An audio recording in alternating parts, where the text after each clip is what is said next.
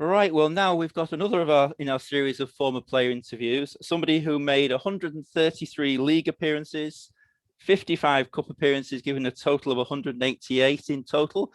It's Andy Farley. Hi, Andy. How are we doing? Okay. Good. Nice to see you. The one thing, obviously, we're going to talk quite a bit about is Wembley, because one of the best days of my life. I always say it's better than my wedding day, but don't tell my wife that, although she'll see this now. So I think it was really. But we're going to start off with how you actually came to join Southport. So do you want to give us a little bit of a background on that? This is a proper rewind. I finished playing junior football locally. And I remember at the time, there wasn't a lot of local teams wanting to take a place in, either it be an under 18s or even an open age level at that time. And I think the couple of teams that did it close to me were very saturated with players. Mm-hmm. And I think it just coincided with Southport forming the very first youth setup, I think. It was a Dave McElwain, rings a bell. He was involved in that.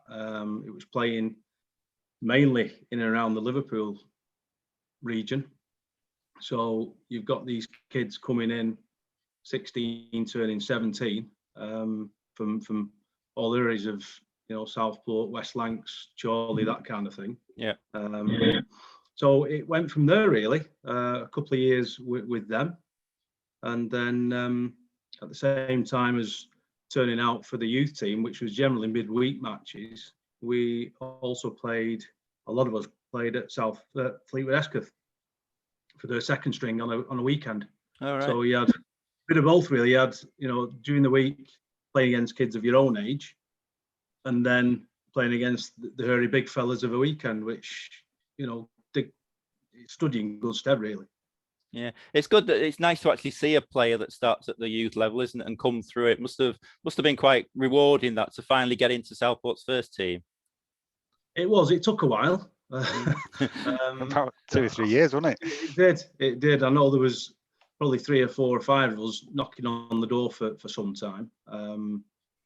And yeah, it took me, a few years to get to a point where I think it was Brian Kettle at the time, thought that we were ready for first team action. Do you remember the call up? Vaguely, yeah. I think I'd made a few away days to the likes of Goole and what have you. I sat on the bus and didn't really get involved with the squad on the day, but that was about, I suppose, gaining the experience with the lads. Dan, you might have to remind me of who it was against and age and all that kind of thing.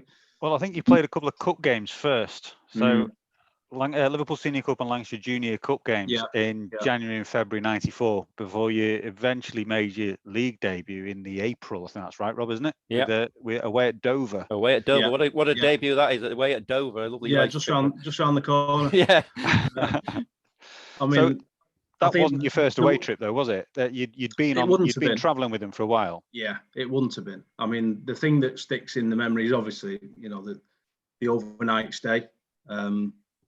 With where it was, I think that was the only overnighter that we used to do, with the distance. But I'm pretty sure that my roommate for that evening was Mr. Luther Blissett. Oh, right. Which, I think he was relatively new to the team as well. So that was. So did you know at that stage that you were going to play? I suppose, given the journey and where it was, for me to go that way and not be involved would have been a bit of a mild disappointment. But it was. I do vaguely remember it some time ago, but yeah. Yeah, you then played a few games in '93-4, but then had a quiet season in '94-5 the following season. Were you injured or out of favour, or how come you didn't play in 4-5? I think probably the latter. I do recall I spent a bit of time on trial at Charlton Athletic. All right. Came back, and I don't know if that wasn't well looked upon. I'm not sure, but it maybe set me back a little bit for actually breaking in for a sustained period. Yeah. I suppose as you were 19, 20 at that stage, it was dropped back into the reserves, was it, for a season? Yeah. So it was all part of the learning process, I suppose. Well, the following season, you got into the team quite regularly, 2016, and 3 goals, Andy, which were a little bit rare for you, weren't they? But they were few and far between. I think one was a header, which they're even rarer. Down at Hensford Town, yeah, I think. That was your first goal, wasn't it? That's right. And then you'll have to remind me of the others. I can't remember the actual game, but there were 2 in 2, you did one after the other game, 2 games in succession. I think right, so I went on a scoring streak then at some point. Somebody described you as prolific that day. So. yeah, Kidderminster away and Dagenham at home in December '95. That's right. Yeah. Well, yeah, the Kidderminster one was that was a nice one, because it's a lovely place to play football there. Used to get quite a few on the ground. Because they do nice food, that. Yeah. Well, who were the managers there then? So you had Brian Kettle. You played under Kettle, Billy Eyre, Steve Joel, Ronnie Moore, and Paul Futcher. Yeah. Tell us a bit about your managers. Which ones? Some of the stories about your managers. I mean, I suppose when Billy was there, obviously gave him my debut, which was great. Billy came in, and I took to Billy pretty quickly. Great chap, and he sort of gave me a lot of confidence to become a regular, if you will, and an established regular. And that's when I was playing some decent stuff then. Obviously Billy moved on. I think Jolie then took over, and I enjoyed it with Steve. I think for quite a while they played me left back, which behind Brian Griffiths, which me and Brian seemed to have a decent understanding at the time, and we worked pretty well. So I enjoyed it at that time. Played with another decent lad in Peter Davenport. He was a joy to play with, because he was always wanting the ball, always would keep hold of it once you give it to him, and it wasn't a case of putting it into a forward who'd then give the ball away. He'd always do something with it. So that was good time. He was obviously one of the senior pros in the side, wasn't he? I mean, who took you under the wing when you first came into the team? I'm just trying to think, to be honest. I mean, the likes of Kev Mooney was an established player and the captain, I would imagine. So as a young lad, it was like I was sort of trying to push Alan McDonald out of the team. I think that so. And they were, he was a, quite a character, and within a very tight knit group. So for a young guy to try and worm his way in there and edge Alan out was, you did feel like a bit of an outsider. But yeah, likes of Kevin Mooney, Dave Gamble, them types were, they were good. They were good to you, and they made you feel part of it.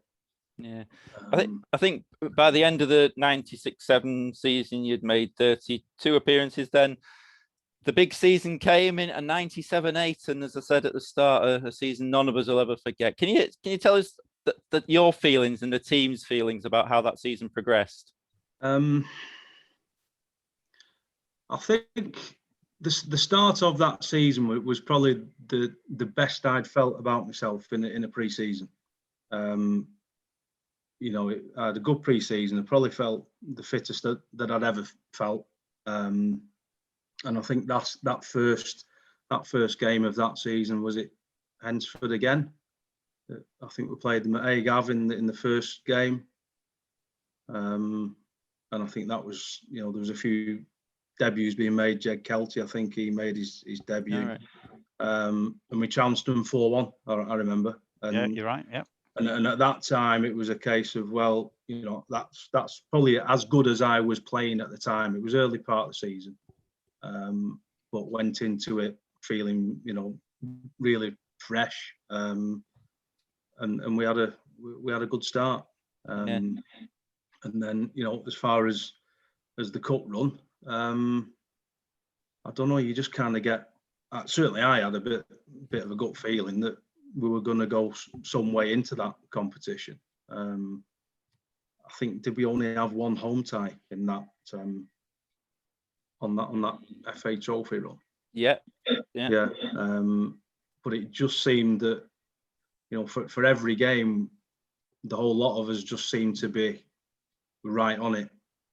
We had some decent results from memory. I think Altrincham, Grantham, is it Yedding that we put 5 past or something like that? 6, with Andy Whittaker on the ball that day, wasn't he? Going daft, yeah. So, I just think, I certainly felt it. And I think some of the other guys must have done at the time that, actually we're not going to be far off. And I think, even the first leg at Slough, I think we were a few bodies down at the time.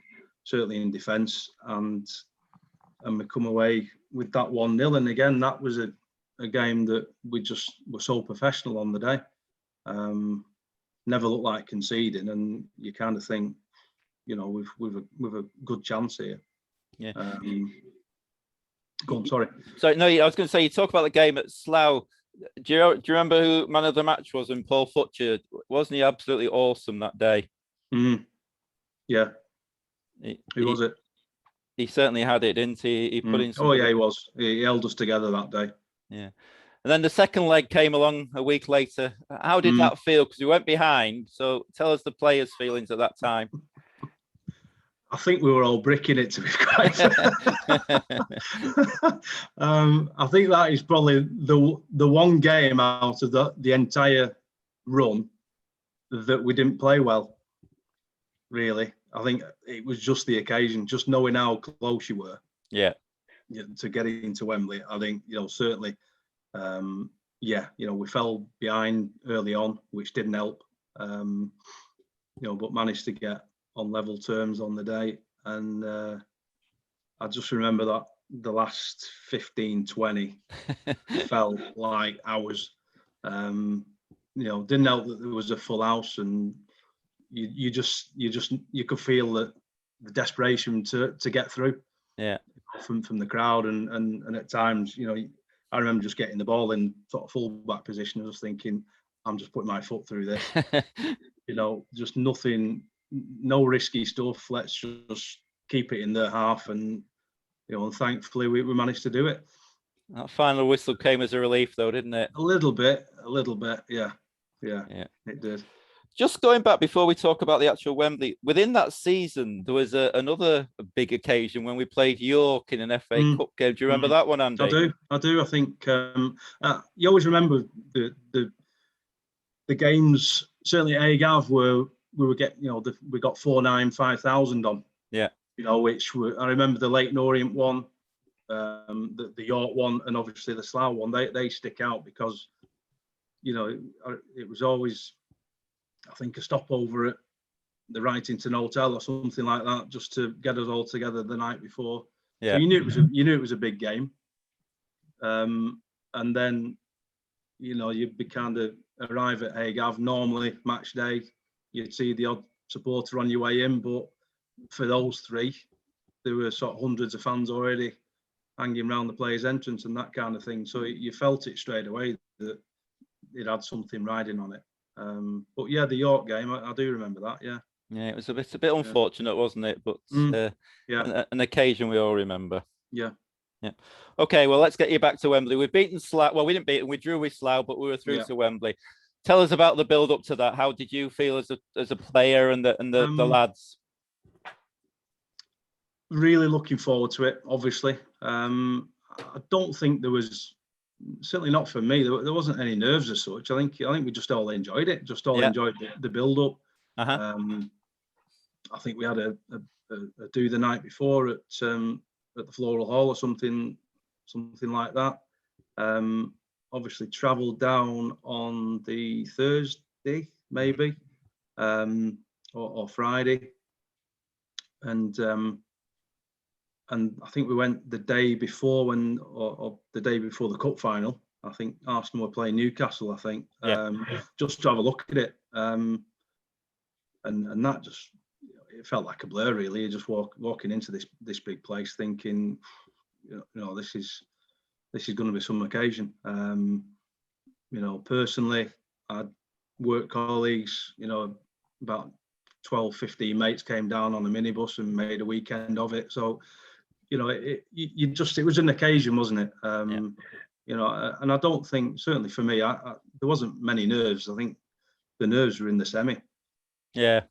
You got there, you were playing at Wembley. So, yes, you wanted to win the final, but just the fact that you got there, and, there were so many Southport fans there as well, enjoying it. That's what made it, really. So preparations for a game like that are obviously going to be quite different, aren't they? So you've travelled down quite a bit before. What was Futch's approach to the game in terms of how you were going to set yourselves up? I mean, Futch was a relaxed guy anyway. He never got, he never seemed to get ruffled too often. And they were going into it as the favourites for sure. But I think we half knew what way we'd set up, and I think it was just a case of just going out there and giving it your best shot. I remember playing. I think we played them obviously in the league, and sort of personally, I remember I was up against Clive Walker in the home league game, and he gave me a right going over that day, because he was a great player. So sort of for me, it was a case of, right, I'm going to force him the other way. He was the winger, I was the fullback, but it was a red hot day, as we all know, and he wasn't getting any younger, and I was a pretty fit 23, 24-year-old. So I thought, right, I'm just going to run the legs off him today and see if he can handle it. As we all know, we were the better team on the day, all over the park. We were the stronger team, and had the better chances, but just wasn't to be.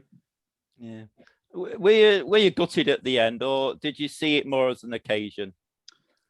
I think, before and certainly during the warm-up, it's the occasion. You're trotting out onto the hallowed turf, as they used to say, and just the aura of the place was unreal.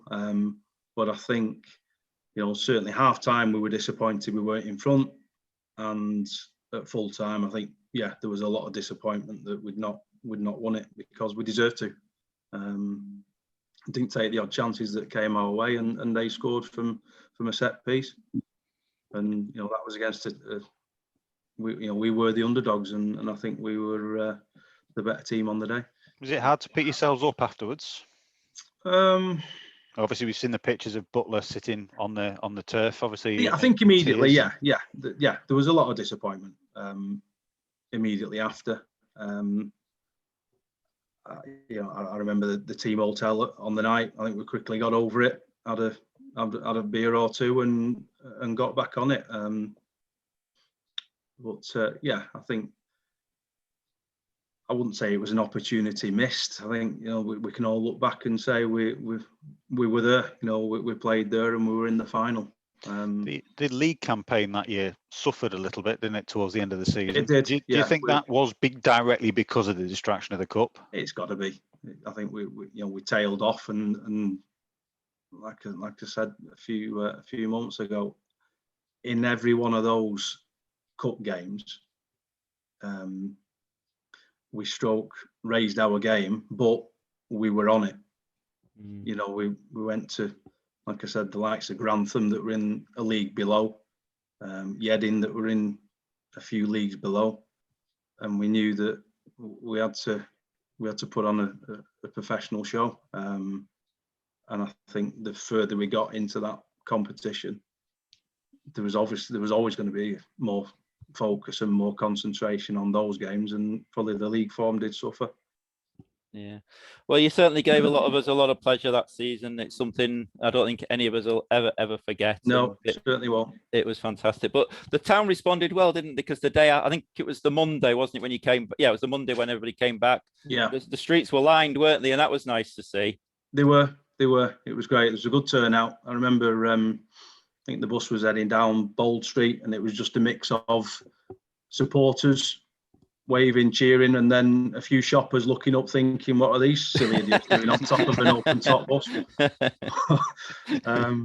But yeah, we turned onto the prom by the theatre, and yeah, there were hundreds there, so it was great. It was fantastic, wasn't it? Yeah. There's some characters in that squad, though, wasn't there, Andy? When you look back, can you tell us about anybody in particular who stood out as being one of the characters? Yeah, there were a few. Kev Formby was one. Always a joker. He kept it light-hearted. Whitty was a sound lad. I still see Andy over my way in Lancashire now and again. Yeah. Sort of cross paths sometimes with the kids' football. So Whitty was a good lad. But yeah, it was just a good group. It was a good group, a mix of youth and experience in there. For me, in my position, Billy Stewart was, top man. The best keeper I've played with, and yeah, I was lucky enough to have a few seasons at Bamber Bridge with him as well. Yeah, it was just a good group. That we were at the right time at right place, kind of thing, to make it all happen. Good. Well, moving away from Wembley, the following season, you had a giant killing act, didn't you? And I think you were part of the FA Cup win at Mansfield. Mansfield, yeah. Yeah. What do you remember about that one? It was. I think again we were just up for it. And it was just one of those days where the upset happened. I don't think there was any. It wasn't the greatest game that I can remember, but we got the goals, and on the day they didn't have anything to respond with. And I think for the large parts it was a pretty comfortable win. Yeah. Which was nice to do, to go to a league team and turn them over. Yeah, disappointing draw in the next round, unfortunately, wasn't it? Go on, remind me. Orient. Leighton Orient, yeah. Yeah. So I think we're all hoping for one of the big boys, but it never came. Could have been a bit more romantic, definitely. Yeah, we didn't do so bad in the trophy though, did we? That year, we got through to the quarterfinals again. So I think we were all hoping that we were going to go on better. Get there again, yeah. In terms of this, your time with the club, that was your last season with us. It was, yeah. Was that through choice, or is there a story behind your departure? No, not really. I think that year the club took up a year's option on me. I was at a point in my career where work commitments had really ramped up a little bit. And remind us what you do for a living. At the time, I was a quantity surveyor. I'm a commercial manager now, so I was in that house building industry. So it was just I was progressing with that, getting up to a decent sort of managerial level, and the conference and the travelling that went with it, it was just sort of taking me down a route where it was one or the other a little bit. So I was looking to maybe just get away and play Northern Prem, a little bit more local, where the midweek games would be a little bit more on the doorstep, and there was the less travelling at the weekend. So I remember that season I took a break. I think there were clubs interested, but from memory, I think the club wanted a fee for me, so nothing happened on that front. So I just took a year out, and then the following summer, I was down at both Berska and Bamber Bridge, and had about 3 or 4 years at Bamber Bridge. Did you enjoy your time at Bamber Bridge? It was a bit of a drop, wasn't it? But was that just for fun, to keep yourself fit and enjoyment? Well, I mean, I still, I'd still plenty to offer. Yeah. You're only young, weren't you, at that stage? That's right. Yeah. Yeah. You know, so it was a good setup. I played there a few times before in friendlies and cup games and that kind of thing. You know, knew a few of the players that were already down there.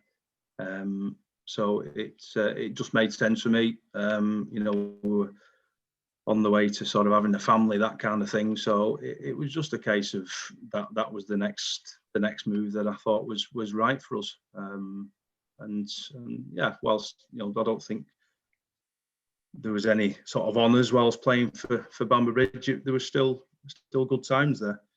Yeah. Did you say you had children? Have any of them taken football up?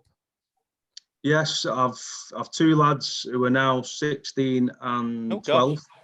So the eldest, I'm thinking he's going to carry on, but he's not giving me any commitment yet. But he's actually done his refereeing badges. So right.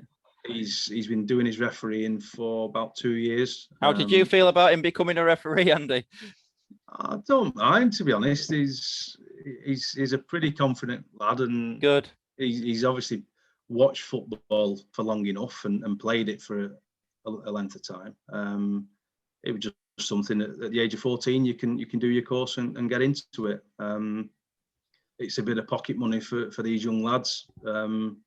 Some, I suppose, will see it as that, but some will think, yeah, I enjoy doing it, and he does. So I think it's looking like he's going to carry that through.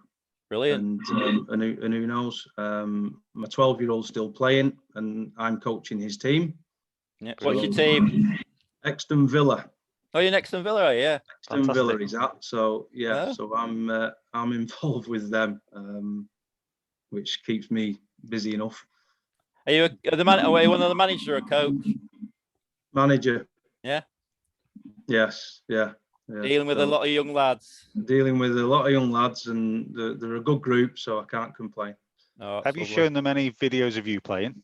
Obviously, there's not going to be millions of them knocking about, but certainly be a Wembley coverage. No, I've shown my 12-year-old. He's a bit like, whatever, Dad, whatever. But, when we had our first meeting for the Former Players Association, Jed brought his kids with him, didn't he? That's right, yeah. And that was the first time that they'd seen the Wembley footage. I had to show it on my phone because Jed had not shown them anything.